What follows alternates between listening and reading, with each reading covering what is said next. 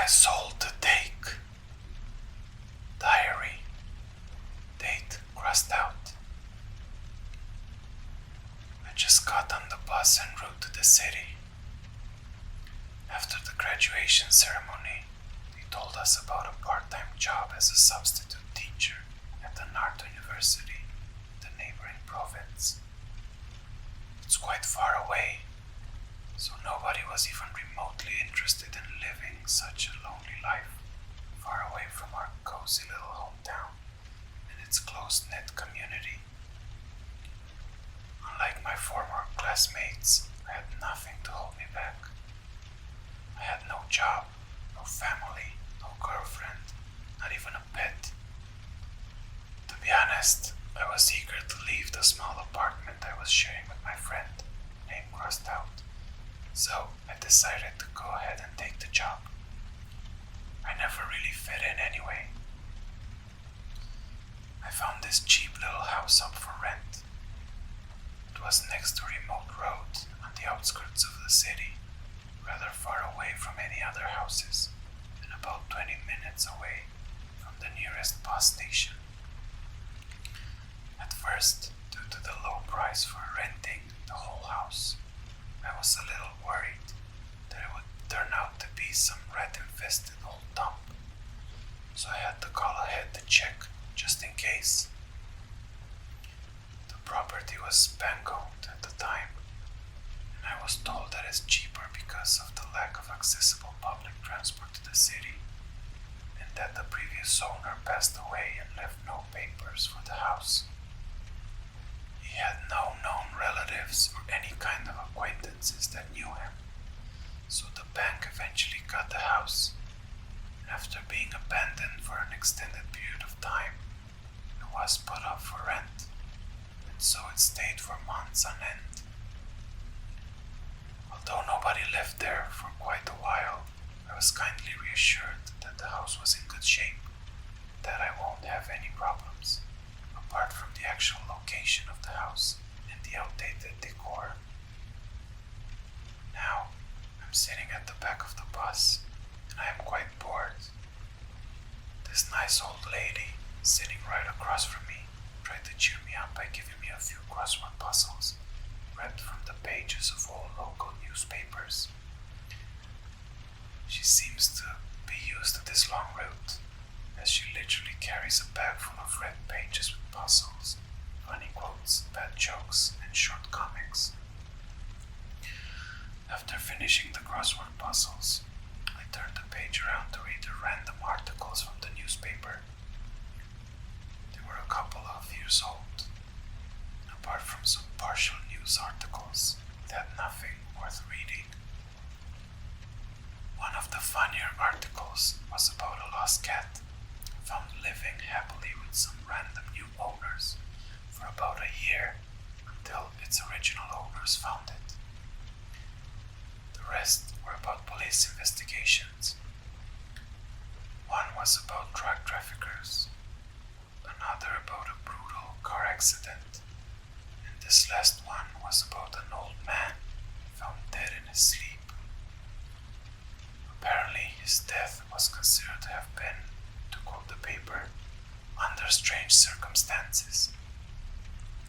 This particular article was ripped off, so I couldn't quite read any details, apart from the title and a partial picture, so I moved on to browsing through the rest of the pages when I realized the bus was coming to a stop.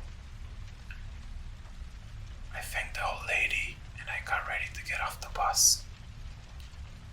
It's finally time to check out the big city. Date crossed out. I just signed the papers for the house. It looks great. The bedroom is huge for this tiny house, and I love that. There is an empty room upstairs, where I found an old rocking chair in front of a seemingly unused fireplace.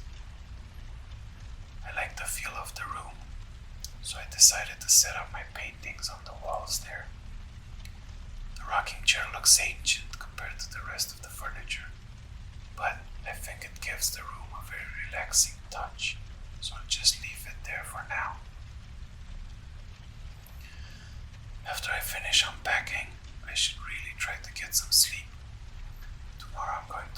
university to talk about the last details of my contract with the principal. I'm supposed to be starting work next week. I'm very excited about this job and admittedly a little nervous. Side note, the chair is actually quite comfortable despite the rough appearance. Date crossed out. I'm back from my first day at the university. The class I teach is great and they have a lot of potential, so I'm feeling very optimistic. I think I will show them the new painting I'm working on as soon as I finish it, of course. Between getting ready for the new job and moving out to the city, I didn't have much time for my art, but hopefully I'll get some work done on it soon. I also have to find some time to update my personal information at work, since my old flatmate has told me that they were still sending letters to my old address. I'll just do it later. I'm too excited about the job right now. There is no hurry. I just finished setting up the rest of my paintings in the room. I call it the gallery room now, and it will also be the place where I'll work on my future paintings. I've got quite the workshop set up here. Date crossed out. It's been a few weeks now. Although this city isn't as quiet as my hometown, it's pretty nice, and I love my job at the university. My students really like me, as far as I can tell, and they're showing signs of improvement with every passing day. I'm lucky to work with such a talented group. Unfortunately, I am rather busy, so I won't be able to write as often as I used to. Oh well. On a more positive note, I'm almost done with my new painting. I'm sitting on the rocking chair, looking at it right now as I'm writing this. I can't wait to show it to my class. However, it might have to wait until after the group exposition we have planned for the next month, since I'm also working on a few paintings with some of my students. Side note, God, this chair is so comfortable. I love it. Many pages seem to have been ripped out. Date crossed out. I've been pretty busy for the past couple of months. I didn't have much time for myself, but I finally managed to finish my painting much later than I anticipated. I feel quite tired, even though it's pretty early in the day. Maybe I'm tired because of all of the extra work and staying up late for so many consecutive days in order to paint. I'll get a good night's rest, and tomorrow I'll show the painting to the class. They were quite disappointed that I didn't bring it to the class exposition, but that was their chance to shine, not mine, and it wasn't finished yet anyway. Despite the minor disappointment, they're still very excited about the painting. Reminder, the university secretary kindly reminded me that I still need to update my personal information, so I'll just write it down. Hopefully I won't forget to grab a copy of my documents next week to submit them. Monday, rest of the date crossed out. I just arrived home and I feel exhausted. Something unusual happened at work today that still leaves me scratching my head when I think about it.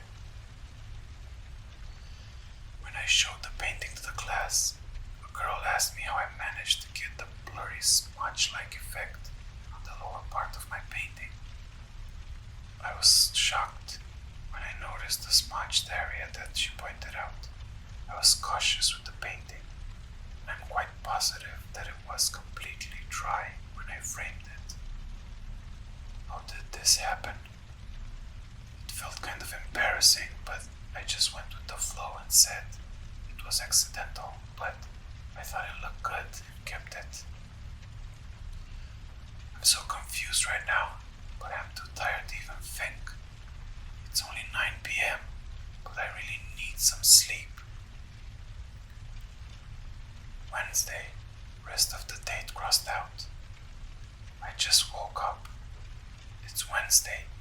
I have slept in for 2 days straight. What the hell?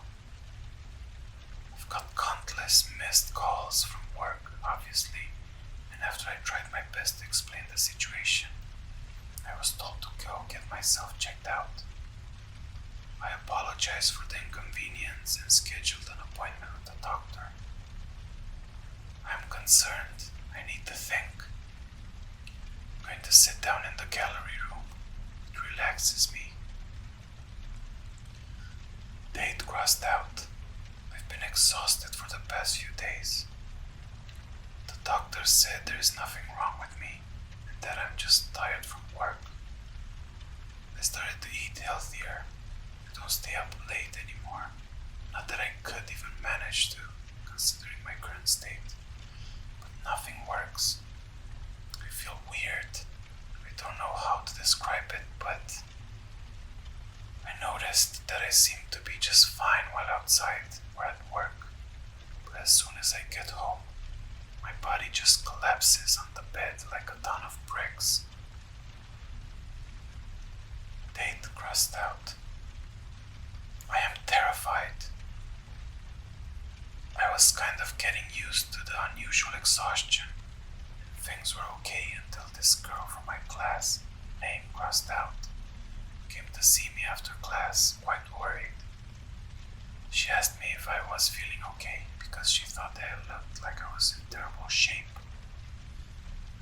Meanwhile, her friend walked by and dismissively told her, "You know what they say, right? Teacher appear to grow older faster because of all the stress and stuff."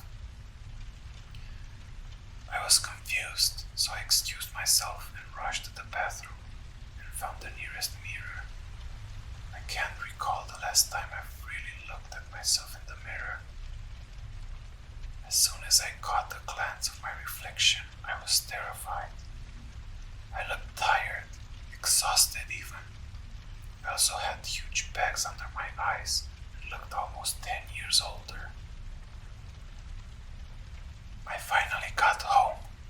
I tried calling the doctor earlier, but he's away on vacation. His assistant gave me the number of a colleague of his. The new doctor told me to make sure to bring my ID and meet him sometime next week when he has an opening in his schedule. I rushed to my desk and looked for my documents. When I pulled my ID out of the wallet, I started to freak out. My name, photograph, and every other personal detail on it was smudged. It looked just like the blurred part of the painting. All the text was crossed out. The picture of my face was smudged out beyond recognition. All you could make out was the shape of the face, maybe the color of my hair. It was eerie and unsettling. It made me feel sick to my stomach just by looking at it. I've spent hours looking for all my documents. The ones I could find are all blurred. The rest are simply gone. I instinctively touched the fireplace and it felt lukewarm, and there are some traces of ash inside of it. Maybe from papers. My documents. Am I going crazy? I literally don't know what to do. I called the university and asked for an extended leave of absence. When I was asked why, I just told them that I was seriously ill, desperately needed some time off. I didn't even wait for a reply before hanging up. I don't want to be seen like this. Some pages seem to have been burnt off. The date is blank. It was almost midnight. I can't even remember what day of the week it is. And I was just sitting here in the rocking chair, thinking about what to do, when I scratched my head. To my great despair, I realized that I was starting to lose hair. Handfuls of my now gray hair were just falling on the wooden floor in front of me. I started to cry, staring at the grayed out hair in my hands. It took me a while to recover from the shock.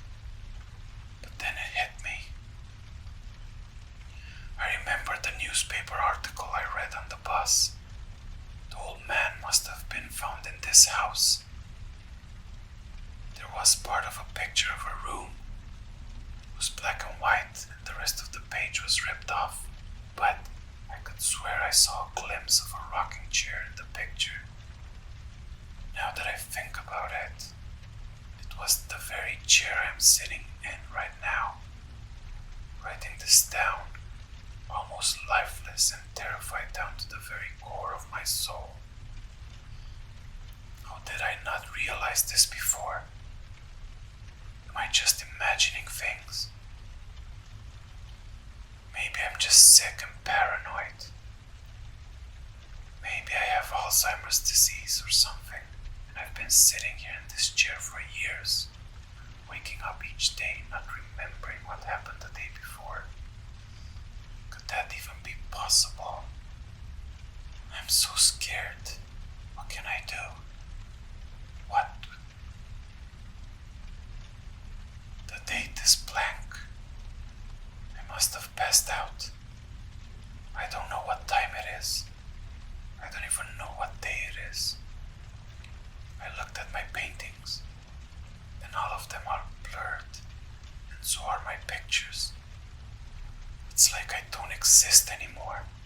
No ID, no pictures, not even the paintings I worked so hard on. There's absolutely nothing to prove who I am. Nothing at all. They are all just like me, a smeared shadow of what they used to be. I am nothing. Maybe I should get rid of them, burn them, or maybe I should just get out of this damned house. The door is locked.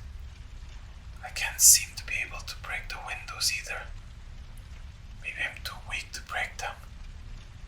It took me almost half an hour to get upstairs, and I could just barely pick up my paintings from the wall. I feel so tired. But I must do something. I must get rid of them. They drive me crazy. I can't see this goddamn blur again. I'm going to destroy them all.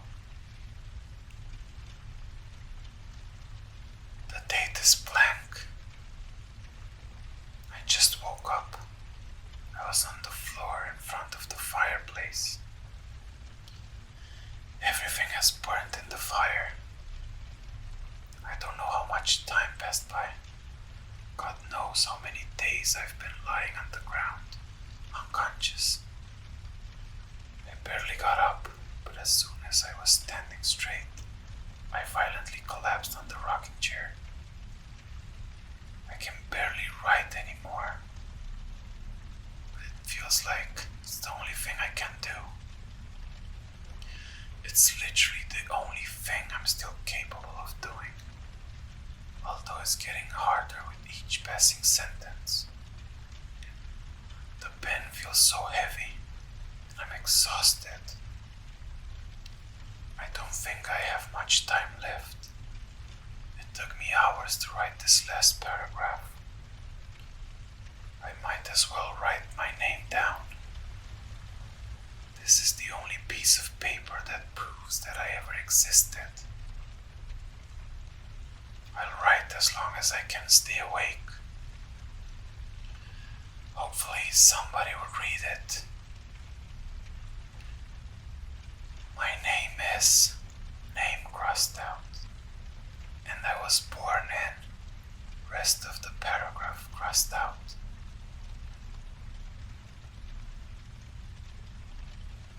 Those were the contents of the journal found next to the rocking chair of an old man found dead in his house. No paintings, pictures, or documents were found in the house, apart from pieces of paper and glass found in the ashes collected from the fireplace. There were nails on the walls where the paintings would have been, and the chair's armrest had quite a few lines drawn on the lower part. These lines belonged to many different colored pens, pencils, and other writing instruments. Some looked much older than the others. The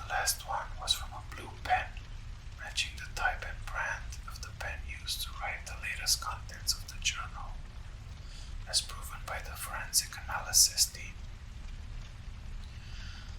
The pages previously to these were strangely crossed out or smeared using some kind of thick black brush, or simply just ripped off or burnt. Nothing else from the journal is legible, apart from the pages attached above. The handwriting slowly changed throughout the text. The obvious changes in the handwriting could indicate the level of stress and the mood swings that the author was suffering from at the time of writing them, leading up to the very last paragraphs, where the handwriting was barely readable. The police made inquiries at all the universities in the cities close to the house, looking for the records regarding art teachers in the area, and found none matching the address of the house where the man was found in. It's also worth noting that nobody recognized the picture of the victim's body. Most of the absent teachers were much younger. Most of the older teachers that were not accounted for were crossed out as they did not resemble the victim. Based on the frequent alterations in writing patterns, the forensic analysts assumed that the victim suffered from some kind of multiple personality disorder. It is believed that the so-called alter egos tend to have different types of behavior, mood swings, and even different styles of handwriting, among many other personality differences in many recorded cases. They also assumed that the old man was writing a fantasy journal or some kind of personal experience from his past, which would explain the lack of any information about his younger self that he describes in the journal, probably caused by his decaying mental health. It is possible that, in his mind, he was not truly able to differentiate between the events from the present and those of the past, leading to his feelings of paranoia and depression. The house witnessed its second strange death to date, so it was closed down for investigation. However, assuming the journal was just the creation of an old madman's troubled mind that led to him burning down his documents and other personal belongings, the official cause of death was determined to be asphyxiation caused by the smoke. The investigation was also influenced by the lack of leads or evidence of foul play. Therefore, the case was closed. The house is now up for rent again. Online news article ends.